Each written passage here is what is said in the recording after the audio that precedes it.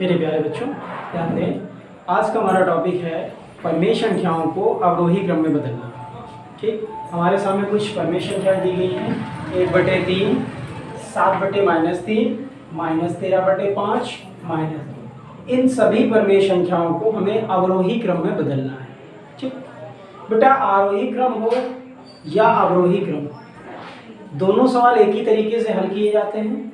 Difference कहाँ पर होगा ये हम आपको बता देंगे, लेकिन तरीका क्या है हल करने का वो देख लीजिए। ठीक, सबसे पहले हम ये देखेंगे कि हमारी जो भी परमेय संख्याएं दी गई हैं उनके हर धनात्मक होने चाहिए। यदि किसी परमेय संख्या का हर ऋणात्मक है तो सबसे पहले स्टेप में हम हर को धनात्मक करते हैं। तो मैं लिख दिया हर को धनात्मक करने का। केवल हमारा ये वाली परमेय संख्या में ऋण का चिन्ह लगा था हर में, तो हमने इसको क्या कर दिया, इसको ऊपर भेज दिया। तो हमारी जो जितने भी हर थे सारे धनात्मक हो गए। मतलब पहली लाइन में हमने क्या किया, इस माइनस चिन्ह के नीचे हर के स्थान पर लिखा था उसको हमने ऊपर भेज दिया। उसके बाद हमने अपने सभी परमेय संख्याओं के हर को देखा और उन परमेय संख्याओं में जो संख्याएं लिखी हुई है हर में उनका लासा निकाल लिया। तो हमने देखा 3, 3, 5, 1, तो इनका लासा कितना हो गया, 15 हो गया। यहाँ पर 15 आ गया। अब जितनी भी परमेय संख्याएं हैं सबके हर में हमको 15 बनाना है। ठीक, तो यहाँ पर 1/3 है, हमें यहाँ पर हर में 15 चाहिए तो हमें 5 से गुणा करना पड़ेगा। अब हम यहाँ पर ये ध्यान रखेंगे कि यदि हम हर में गुणा कर रहे हैं तो हमें अंश में भी गुणा करना पड़ेगा, क्योंकि जो हमारी संख्या है उसकी मूल स्थिति में कोई परिवर्तन ना हो। यहाँ पर 3 लिखा हुआ है तो हमने 5 से ऊपर नीचे गुणा कर लिया, तो 5 × 5 और 5 से। इसी प्रकार से दूसरी परमेय संख्या -7/3 है, इसमें भी हर में हमको 15 बनाना है तो 5 से गुणा करना पड़ेगा।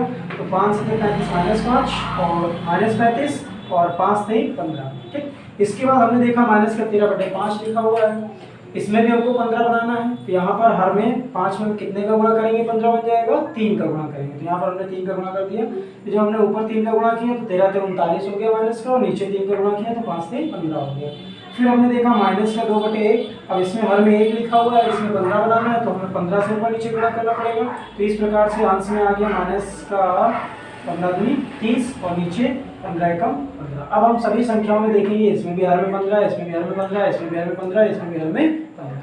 तो हमें आरोही क्रम में बदलना हो या अवरोही क्रम में बदलना हो, यहाँ तक सभी सवालों में एक जैसा करेंगे। उसके बाद अब आरोही क्रम में बदलना है तो आरोही क्रम में बदल देंगे, अवरोही क्रम बदलना है तो अवरोही क्रम में। तो इस सवाल में हमको अवरोही क्रम में दिया गया तो हम लिख लेते हैं अवरोही क्रम।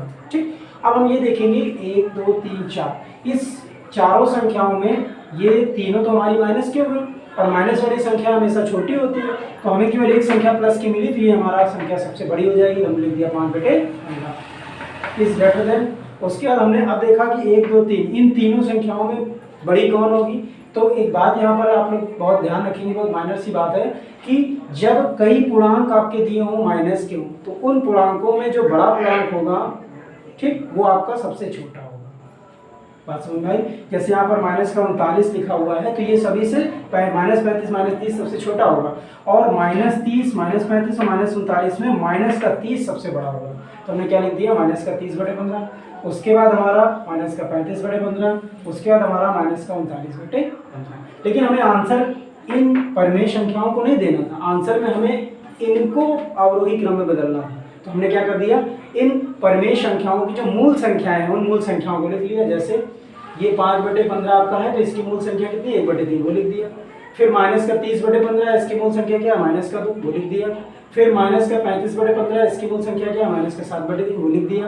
फिर -39/15 इसकी मूल संख्या क्या है, -13/5। तो हमने इस प्रकार से हमारी दी गई परमेय संख्याओं को हमने अवरोही क्रम में बदल दिया।